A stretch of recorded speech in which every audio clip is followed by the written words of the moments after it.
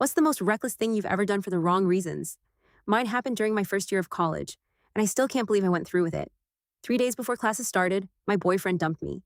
Then, as if the universe wanted to make things worse, I kept seeing him everywhere.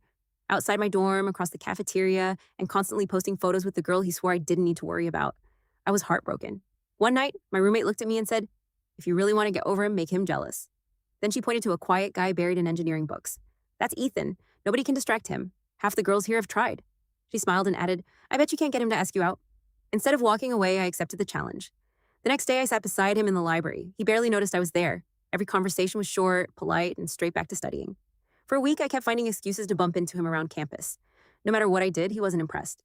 Then one rainy evening, I found him sitting alone outside the science building.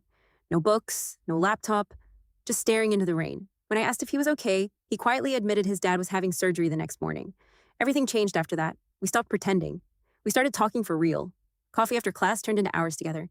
He showed me the gadgets he built for fun, and I dragged him to concerts he'd never have gone to on his own.